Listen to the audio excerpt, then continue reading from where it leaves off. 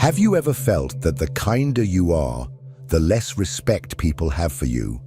That the more you try to please, the more others ignore you, test you, use you? Maybe you can't put it into words, but you feel it in your body. In the tension of swallowing a response you wanted to give. In the discomfort of realizing that your voice is not heard. In the frustration of seeing manipulative, cold, and even cruel people being respected, while you, who just wanted peace, are constantly stepped on. But what if I told you that this is not a coincidence? That there is a logic behind it? A dark, uncomfortable, but true logic. Machiavelli wrote over 500 years ago that it is better to be feared than loved when you cannot be both. And however cold or even cruel that may sound, the reality is that the world we live in responds more to fear than to kindness. Not because people are naturally evil, but because the human mind respects boundaries, not promises. It admires strength, not submission. And we are not talking about becoming a tyrant, a manipulator, or a narcissist. We are talking about something much deeper, about understanding that being good is not enough. That being kind without knowing how to impose respect is like bleeding in the ocean. Sooner or later, the sharks will smell it. Maybe you are at that point right now. Tired of being ignored, of giving too much, of feeling like you are always in the background. Maybe you are wondering, how can I be respected without becoming someone I hate? How can I show strength without losing my essence? This video is for you. Here, we will unmask the illusion that kindness is enough. We will explore what psychology says about fear, respect, and authority. And with the help of Machiavelli, we will discover how to transform your presence into something that others do not dare to ignore. Because in the real world, those who do not set boundaries are pushed to the abyss. If you are ready to look in the mirror and finally understand why you are treated this way, keep watching. What comes next may change the way you position yourself forever. People do not respect kindness in itself. They respect what it represents when accompanied by strength. The mistake is in thinking that being good is enough, as if treating well, being kind, avoiding conflicts, and sacrificing for others would automatically make you valued. But the human brain does not work that way. Respect does not arise from intention. It arises from the perception of authority. And authority, my dear, is built with posture, with firmness, and yes, with a certain degree of fear. Psychology has long shown that human beings react to fear with attention. When someone imposes clear boundaries, speaks with conviction, and does not hesitate to withdraw from abusive situations, the message conveyed is simple: not with me. And the other person's brain understands this as a barrier, a territory with an electric fence, a field where one does not tread without caution. Now think of the opposite. People who say yes when they mean no, who explain too much, who smile to avoid conflict, who remain silent to keep the peace. In the eyes of an observer, this person does not convey security. They convey permission. And where there is too much permission, abuse is born. Fear and respect are connected by an invisible but powerful thread. And it is not about threatening, shouting, or acting aggressively. That is disguised weakness. True psychological strength lies in self-control, in firm silence, in a gaze that does not need to justify its existence, in the simple act of saying no without a tremor in the voice. Machiavelli was not suggesting that the ruler be cruel for pleasure. He was warning of a human fact. People quickly forget favors, but they never forget who makes them think twice before crossing the line. This applies to political leaders, yes, but it also applies to you, in your work, in your friendships, in your relationships. Those who do not understand this dynamic spend their lives trying to be liked, but they will never be taken seriously. And perhaps now you are wondering, so does that mean being good is wrong? No, but there is a dilemma. And that is what we will explore next. In the next part, we will talk about one of the greatest internal conflicts people face, the dilemma of kindness. How to know when your kindness has turned into weakness, and what to do when you realize you are being exploited precisely for trying to be fair. Get ready to face the mirror. The truth will hurt, but it will also set you free. If this content is making sense to you, click the subscribe button and subscribe to the channel. Thank you for your support. Maybe no one ever taught you this.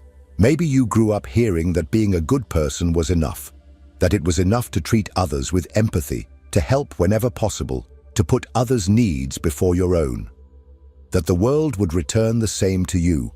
But the reality is different. In the real world, kindness without discernment becomes bait, and predators, yes, they exist, sniff this out like a dog smells fear. There is a brutal, silent, and cruel dilemma. The more you try to be good, the more vulnerable you become. And this corrodes, because you start to wonder, is the problem me? Am I being too nice? But if I stop being this way, will I be betraying who I am? It is at this point that many get stuck, because they believe that hardening is corrupting oneself. But here's the truth no one told you. There is no true kindness without strength.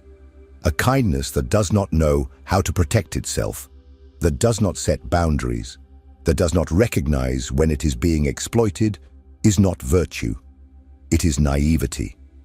It is a psychological trap created to keep good people trapped in roles of emotional servants.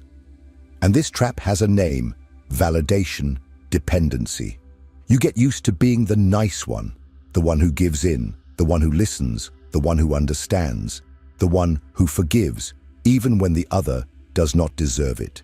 You confuse being peaceful with being passive, and little by little, you are swallowed by unbalanced relationships where only you give in, only you donate, only you care. Psychology calls this self-abandonment. You emotionally abandon yourself to sustain the image of someone good, pleasant, loved. But the cost is extremely high. You lose the respect of others, yes, but worse, you lose respect for yourself. You need to understand, being good is not being weak. But being good without wisdom is the fastest path to pain. And Machiavelli knew this. He didn't want you to become cruel. He wanted you to understand human nature. And human nature respects those who know how to defend themselves. The question that remains now is, how to do this without crossing the line? How to inspire respect, even fear, without falling into the hatred of others or becoming what you despise the most? This is exactly what we will explore in the next part: who Machiavelli was, and why he may be the mentor you need to learn to protect yourself without losing yourself. Niccolo Machiavelli was an unrelenting observer of human nature, a man who lived surrounded by political betrayals, civil wars, corrupt courts, and false allies. He saw with his own eyes what most people still refuse to see: that power is not in the hands of the righteous, but in the hands of the clear-sighted. And it was from this brutal clarity that The Prince, his most famous work, was born, hated by some, revered by others, but ignored only by fools. Machiavelli was not a monster, as many believe. He was, in fact, a radical realist. While others wrote about how rulers should be, he wrote about how they actually are. He understood that in a world governed by interests, naive idealism is an invitation to failure. Those who wish to govern, whether a state or their own life, need to understand the game behind the game. When he says that it is safer to be feared than loved, he is not promoting gratuitous cruelty. He is saying that the love of others is unstable, conditional, fragile. People love you when you benefit them, when you satisfy their interests. But that love evaporates at the first sign of conflict, at the first no you dare to say. Fear, on the other hand, when used wisely, creates boundaries. It establishes a margin of respect, an invisible barrier that prevents abuse, manipulation, and disloyalty. Machiavelli saw fear not as a weapon of destruction, but as a wall of protection. The leader, or the individual, who does not inspire any fear will sooner or later be betrayed. Because without fear, there is no caution. And without caution, human beings reveal their worst selves. He also warned about balance. Fear must be measured, because a ruler who is only feared but hated creates fertile ground for revolts. True power lies in being respected, and respect is built with a precise combination of firmness, strategy, and self-control. Machiavelli advocated for surgical coldness, not unchecked brutality. A leader who is swayed by hatred loses control. A man who commands through fear wisely keeps everyone alert, and no one dares to underestimate him. Now stop and think, how does this apply to your life? Are you governing your own existence, or are you letting others dictate the rules? Have you been the one who sets boundaries, or the one who is tested until losing patience? The answer lies in how you impose yourself, and this is what we will talk about next. How to be feared without being hated. How to build such solid personal authority that people think twice before disrespecting you. Not because you shout, but because your presence already commands silence. In the next section, we will delve into the true art of authority. Stay tuned. This is where everything begins to change. There is a vast difference between being feared and being hated. And if you don't know how to walk this fine line, you risk falling into one of the two extremes that destroy any power relationship. Passivity that invites abuse, or tyranny that generates revolt. True authority lies in balance. And believe me, it is an art that few master. Being feared does not mean being aggressive. It does not mean being violent, shouting, humiliating, or controlling through constant fear. That is not respect. It is terror. And terror always has an expiration date. Sooner or later, it turns against those who imposed it. Machiavelli knew this.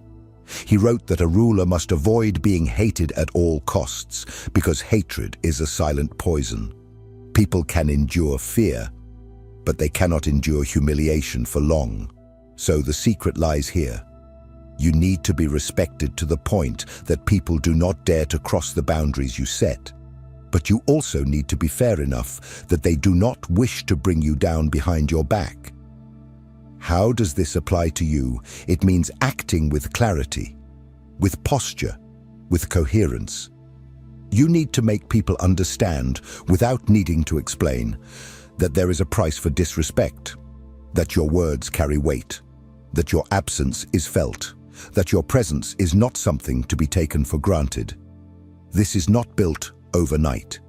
It starts with small gestures, saying no firmly, stepping away from toxic conversations without justifying yourself, not repeating explanations to those who have already understood. But insist on testing your limits. It is about claiming your emotional space and making it clear through actions that you will not be shaped by the will of others. Psychology proves it. People who exercise authority silently, without resorting to direct confrontation, generate more respect in the long run. It is the so-called latent power, the kind that is present even when not exercised. The type of power that makes others think twice before acting, not because you intimidate them, but because they know you do not tolerate disrespect. And that is the key to being feared without being hated, showing that you are in control, not of others, but of yourself. Those who master their emotions, their reactions, and their limits with serenity and firmness command more respect than any shout or threat. But what if that is not enough? What if, Even trying to assert yourself, you still feel that you are being tested, used, or ignored. This is where we enter the most sensitive territory of all, the psychological, the internal space where patterns of submission, fear of confrontation, and difficulty in establishing real boundaries are born. In the next part, we will dive even deeper. We will explore how your mind and your emotional history may be preventing you from being respected, and more importantly, how to break this cycle and start building a new identity, stronger, clearer, and unshakable. If what you're hearing resonates with you, you'll find real value in my ebook, Beyond the Shadow. It breaks down Jung's core ideas and gives you tools to understand yourself more deeply. Link is in the pinned comment. Now that you understand the importance of being respected, being firm, and inspiring the right amount of fear, it's time to look within. Because it's not enough to just comprehend all of this intellectually. If, deep down, you still fear bothering others, disappointing them, or being rejected for asserting yourself, the root of the problem lies within you. And that's where true transformation resides. Many people carry, since childhood, the conditioning to please in order to survive. People who were taught, even if subtly, that they would only be loved if they were nice. Who learned that saying no was synonymous with selfishness, that contradicting was impolite, and that disagreeing was a reason for emotional punishment. And the result? Adults who bend over backwards to please, who silence themselves to keep the peace, who accept less than they deserve because they think setting boundaries is a way to lose love. This is psychological poison, an unconscious script that turns you into an emotional slave. And the worst part? The more you repeat this pattern, the more it becomes entrenched.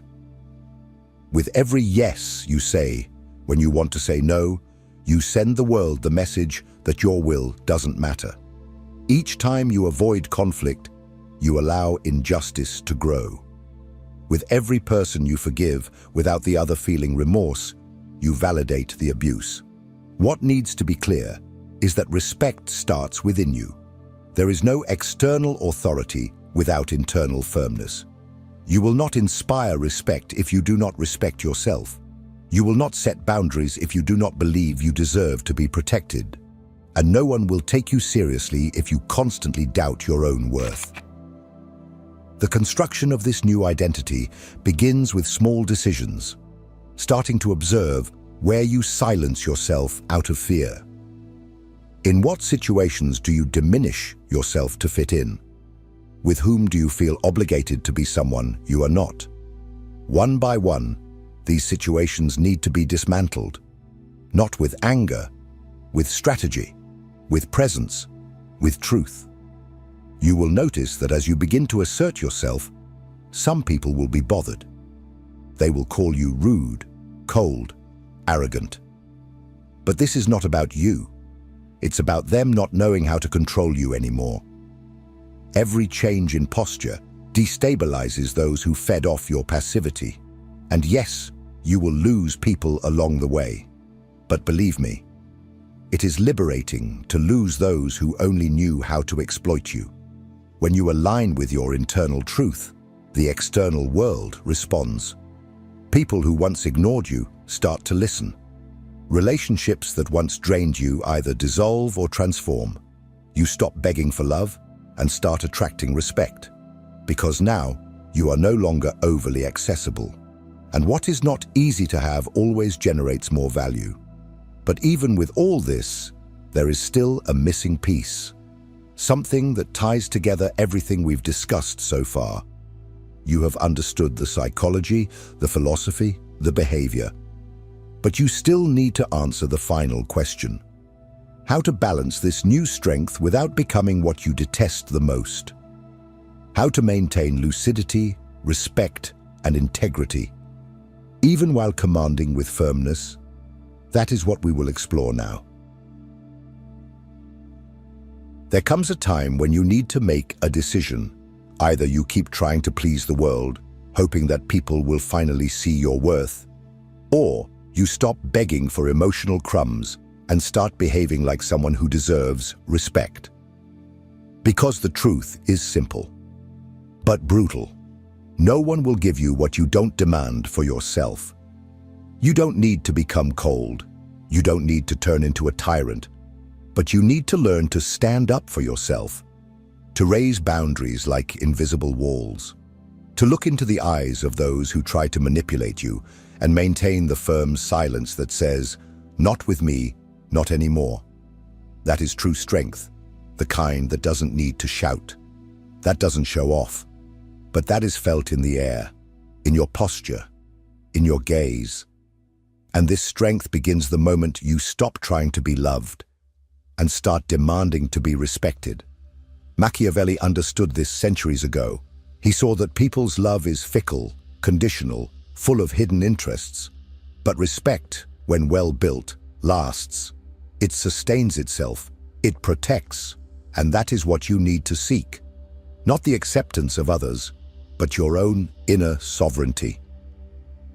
From the moment you understand that being good is not enough, that your kindness needs a sword and shield, everything changes. You don't become a bitter person. You become a whole person. Someone who gives because they want to, not because they are afraid of losing. Someone who loves deeply, but does not accept being used. Someone who forgives, but does not forget. Someone who knows how to withdraw at the exact moment, and who, for that reason, is never underestimated again. And now I want to know from you, in what area of your life do you feel you need to start asserting yourself? Work, family, relationships? Write in the comments. Your answer can create space for others to reflect as well. Change begins when we acknowledge where we are being weak. And if this message resonated with you, if any part of this video hit you like a real punch, then you need to keep going. The next video is just as important as this one. Don't skip it. Don't put it off, because understanding the psychology of respect is just the beginning. The journey is only starting.